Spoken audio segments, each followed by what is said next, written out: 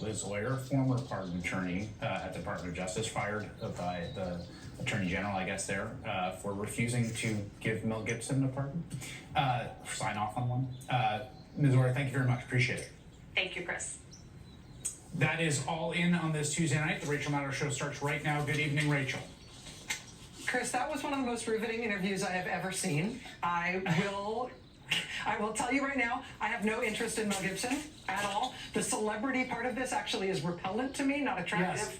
Yes. And yet, that was super important, unbelievably compelling, and I don't know what I'm going to do to circulate that interview, but I'm going to figure out some way that I can circulate that interview because that was incredible. I'm so glad you feel that way. I thought the point that she made, which really at the core of this is that, like, she spent a bunch of time to find ordinary people who were deserving of this grant and wrote it up and sent it, and they were like, add Mel Gibson, which is just sort of the whole thing. And do it because he's the president's friend. And yeah. Like, don't do justice here. You do things for Donald Trump here. And for her to say, to push it far enough to get fired for it, and then to speak publicly with such clarion language and such uncompromising just brevity and clarity on what happened and what is wrong with it is a mitzvah, is a serious mitzvah to the country. And that is that's a really big deal. I'm so glad you did that. Thank you. Thank you. Thank you. All right, thanks, Chris. And thanks to you at home for joining us this hour. Really, really, really happy to have you here. Man, there is so much to get to today. It has been such an incredible news day. There's so much to get to, and a lot of it is really terrible. To buoy ourselves for that, to get ourselves ready for that, you want to start with something funny? Let's just do it. Let's start with something funny. Okay. I know there's a lot of terrible things to talk about. I want to start with something funny from the 80s. So it's 1987. A real estate developer in New York City named Donald Trump takes his first trip to Moscow in what is then the Soviet Union. By all accounts, he kind of falls in love with the place. He decides he wants to build a hotel there or something. Who knows? Following year, 1988, Donald Trump is back in New York. And the leader of the Soviet Union, Mikhail Gorbachev, is going to come to New York. He's coming to New York to participate in the United Nations General Assembly. And on the occasion of that visit, Mikhail Gorbachev coming to New York City, Donald Trump decides to invite him over because he's going to be in town. You know, even though Mikhail Gorbachev is the leader of the Soviet Union and Donald Trump is real estate guy in New York City, Donald Trump apparently convinces himself that Mikhail Gorbachev is going to do this. They're going to hang out. That yes, Gorbachev has to go to the United Nations to do head of state things, but also, sure, since he's around, he'll drop by Donald Trump's apartment. Donald Trump is so convinced of this that when a Mikhail Gorbachev impersonator comes to Trump Tower to make fun of the whole situation, Donald Trump himself comes out of Trump Tower onto the sidewalk and greets the Mikhail Gorbachev impersonator as if he is the real Gorbachev, who's really there to come see him, the real leader of the Soviet Union. Because sure, yeah, that guy would just pull up outside your apartment and beep, beep, come say hi. Cathedral of Cash, the home of hyperbole and mansion to the master himself, Donald Trump, who made a special effort to whiz down from his penthouse office and greet our guest. Mr. Trump is coming now.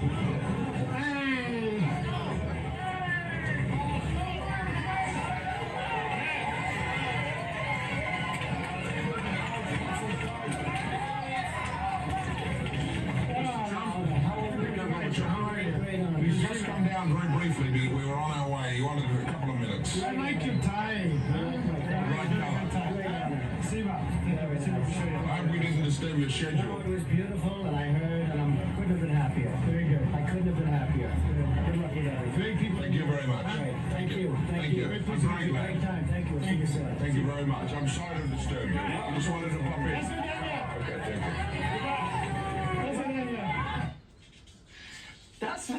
That's Maddow. Hey! Hey! I like your tie. Oh, you like my tie? Spasibo! Spasibo! Hey! Hey! So there you have it. That is a thing that happened. Lest anyone tell you that we should trust Donald Trump on dealing with the Russians. not getting played by the Kremlin, him definitely having lots of savvy when it comes to dealing with Russia, lest you hear that argument. You can just think of that beautiful moment of Donald Trump enthusiastically pumping the hand of the Gorbachev impersonator. I like your tie. Oh, you like my tie? Donald Trump later said he totally didn't fall for it at all. He definitely knew that was an impersonator. Sure he did. Judge for yourself. So there's that. We'll come back to that in a moment. But the news today really has just been astonishing. After yesterday's massive trillion-dollar dive in U.S. stock markets because of Trump's tariff chaos, today he was not at all chastised by yesterday's market reaction. His pronouncements and mumblings on tariffs got even more chaotic and incoherent, and the Dow dropped yet another 500 points today. And then at the end of the day today, after 2 days of that, Republicans in Congress did something truly amazing. Republicans are facing this political situation now, right, where the markets are tanking. Economists are forecasting a Trump recession. Literally, he inherited an economy that was the envy of the world. And in less than 2 months, Wall Street's in a tailspin, and economists are upping their predictions of a U.S. recession by double digits per day. So Republicans are facing a political situation in which their party appears to be doing this, right? The U.S. economy looks like it's being destroyed for fun by Donald Trump because someone once told this guy a thing he didn't understand about tariffs. And so now he's doing this, and real people are feeling the pain. But here's the thing. The way Trump is able to put these tariffs on, off, up, down, postponed, exceptions, no exceptions, on, off, the reason he's able to change these ruinous policies as quickly as he can pronounce them is because he declared an economic emergency that gives him the power to unilaterally declare these tariffs. That kind of emergency, though, it also has kind of an eject button. When you declare that kind of emergency, Congress also gets the power to call the emergency off, to stop the president from doing this. So Congress could just vote and declare this so-called emergency to be over, and then Trump would no longer have the power to single-handedly destroy the U.S. economy in the way that he has been. So because of that, because Congress has the power to call off the emergency, taking away Trump's tariff power, Democrats in Congress planned to make Congress vote on that exact thing. They planned to force a vote. So Republicans, who mostly say they don't like tariffs, Republicans would be forced to either go along with the tariffs anyway, because Trump is doing them, or they'd cast their vote to stop Trump from doing these tariffs. What would Republicans do confronted with the need to make up their mind on a vote like that, right? How would they deal with not just the prospect of opposing Trump, which inherently makes them cry and hide immediately, but then on the other side of it, the other side of that vote is this very real pain and loss of money, and they and their constituents and the businesses in their district are all feeling and facing. It's real. So Republicans in Congress have the power to stop Trump from doing what he's doing on tariffs. What will they do with that power? The Democrats are going to force them to take a vote on this. What are they going to do with that power? Headline: Republicans quietly cede power to cancel Trump's tariffs, avoiding a tough vote. Cede power. They literally had the power to stop Trump from doing something that is hurting the country materially every single day. They have the power to stop him from what he's doing. And so what did they decide to do with that power? They decided to give that power away so they no longer have that power, so they don't have to decide what to do with it. Quote, House Democrats had planned to force a vote on resolutions to end the tariffs on Mexico and Canada, a move allowed under the National Emergencies Act, which provides a mechanism for Congress to terminate an emergency like the one Trump declared when he imposed the tariffs on February 1st. That would have forced Republicans, many of whom are opposed to tariffs as a matter of principle, to go on the record on the issue at the time when Trump's commitment to tariffs has spooked the financial markets and spiked concerns of reigniting inflation. But Republican leaders today, on Tuesday, slipped language into a procedural measure that would prevent any such resolution to end the tariffs from receiving any vote this year. They're literally ceding their power, giving it up. We don't want that power. And it gets better. In order to give up their power, in order to save themselves from the terrible dilemma of whether or not to cast a recorded vote on whether or not Trump should be allowed to keep hurting the country on purpose, in order to avoid having to cast a vote on that, Republicans had to figure out some way out of this trap. They had to come up with some way out of the provisions of this national emergency law. I mean, the national emergency law says Congress can end the emergency. He declared a national emergency in order to give himself the ability to proclaim these tariffs. The national emergency law says if a resolution to end the emergency is introduced in Congress, Congress must consider that. They have to start the process of voting on it within 15 days. So now we know Democrats are introducing that resolution. That starts the clock ticking. That means Congress is gonna have to vote on this 15 days, tick-tock. In order to get around that binding requirement in the law, what did Republicans do? They proclaimed that between now and the end of this Congress, that is just one long day. That's just one day. The whole rest of the Congress. I am not kidding. Quote, each day for the remainder of the 119th Congress shall not constitute a calendar day for the purposes of this emergency declaration. The New York Times tonight called it a, quote, particularly unusual contortion.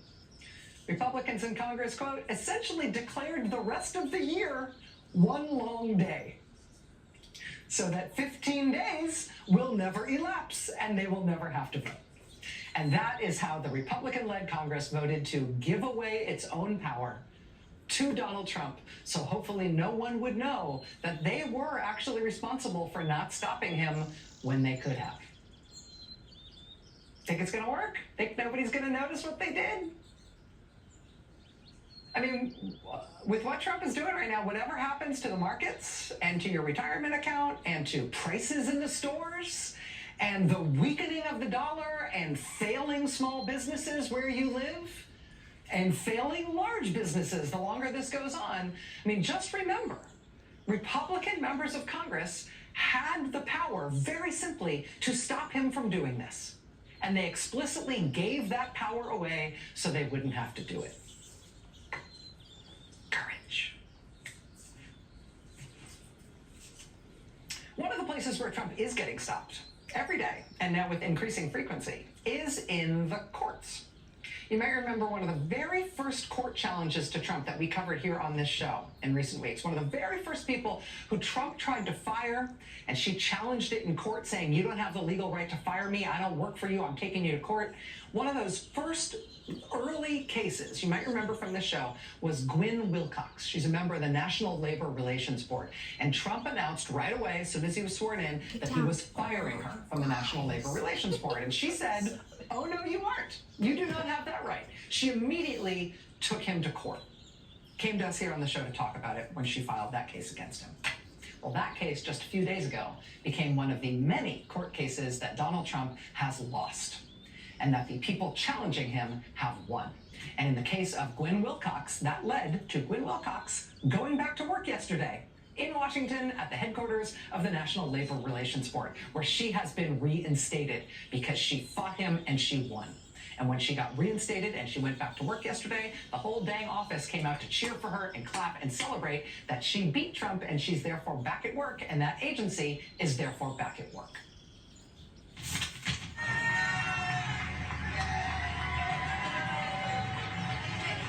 I feel wonderful. This is where I belong. I belong here at the NLRB. I am so happy to be here.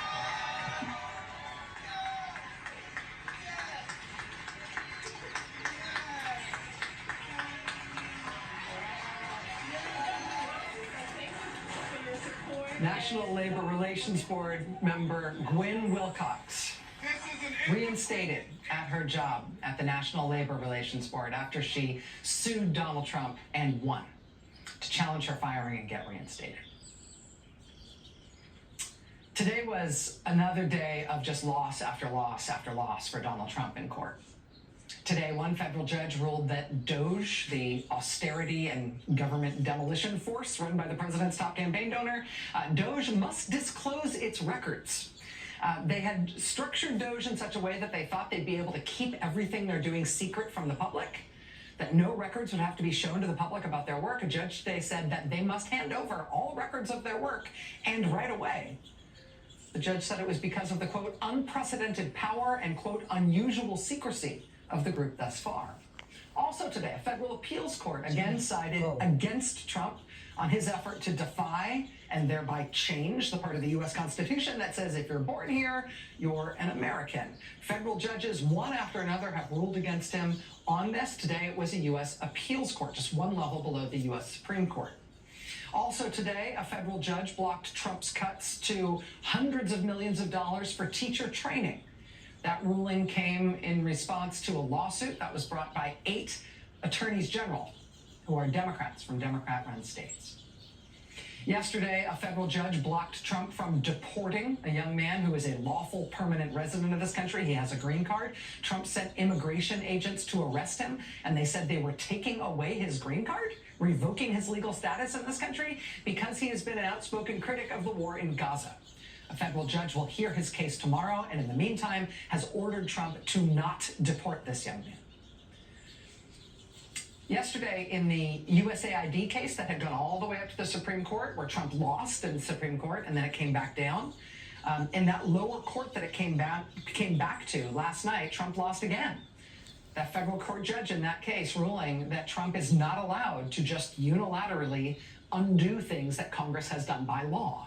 It's an important constitutional ruling. This is the case that's about funding for foreign aid programs, funding for services that have already been provided in the form of foreign aid. The judge now says the Trump administration has to start paying those outstanding invoices at a rate of at least 300 invoices per day.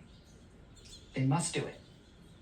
The National Endowment for Democracy has now announced that its funding has started up again, thanks to that court order that stopped the Trump administration from blocking those funds. So, I mean, that's not even all of them. It's just like a slice. There's a zillion ongoing court cases trying to stop the most blatantly illegal things that Trump is doing. And every day what we're seeing is that those proceedings are mostly cutting against him. And yeah, we don't know how all of these cases are going to work out in the end. But for now, he's being stopped in court one way or the other every single day of the week, and sometimes twice on Saturdays.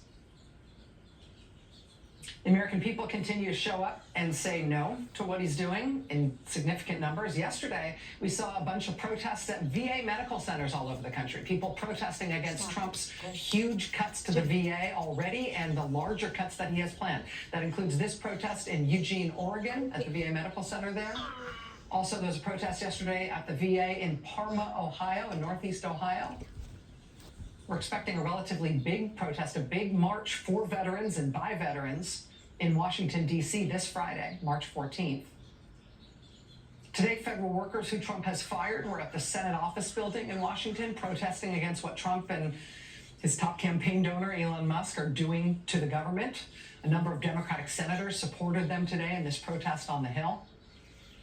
Today in New Jersey, people protested against Trump's immigration policies and against a proposed site for a new prison, a new detention center for immigrants that they want to put in at Delaney Hall in Newark, New Jersey. Big crowd of people turned out today to protest against that. Today there was a very large protest in Tennessee at the Tennessee State Capitol.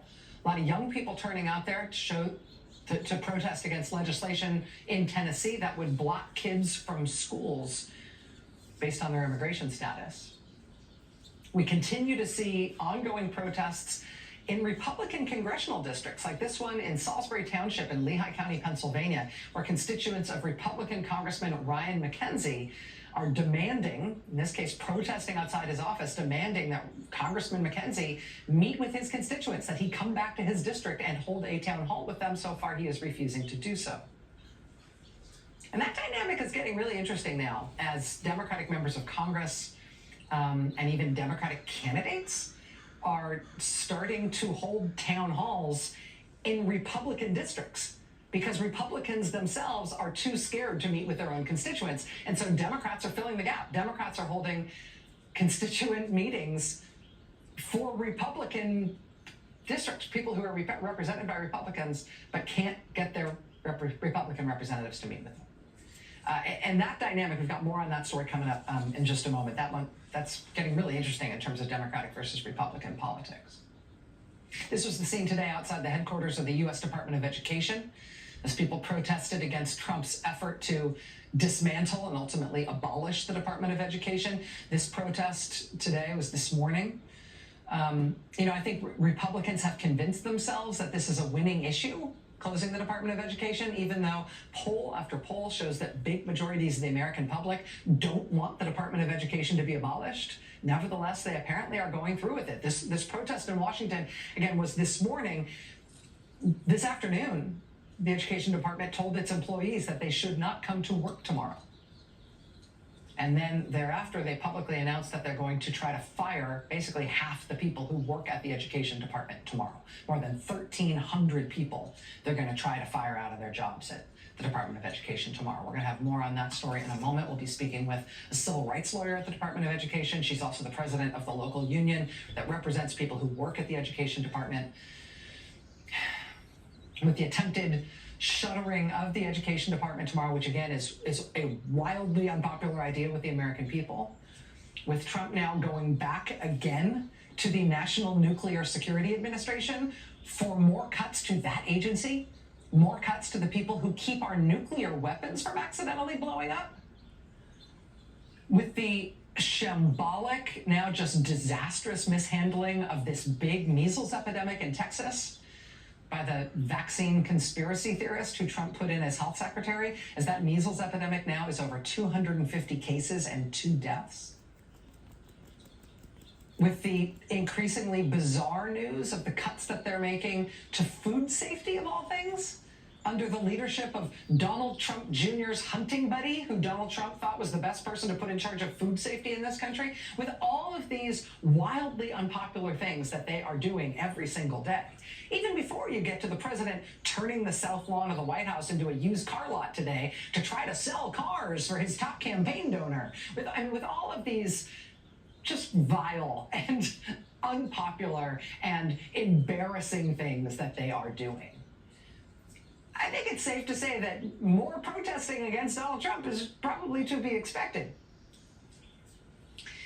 But I think even if the opposition to Trump keeps growing and spreading and deepening the way it has been, I'm not sure we're going to see a crowd like this anytime soon. This was the crowd that look at this. This was the crowd that turned out in Mexico City, day before yesterday, on Sunday, to cheer for the president of Mexico, who is experiencing a huge upsurge in popularity in her own country since Trump started attacking Mexico with this tariff stuff and she started standing up to him. It is making her way more politically powerful than anybody thought she could be at this moment, as her country absolutely rallies in her patriotic defense. Similarly, the president of Ukraine is going through a huge boost in his own domestic popularity. His own popularity in Ukraine absolutely spiking as the people of Ukraine consolidate their support for him in the wake of Donald Trump and J.D. Vance embarrassing themselves by haranguing President Zelensky in the Oval Office.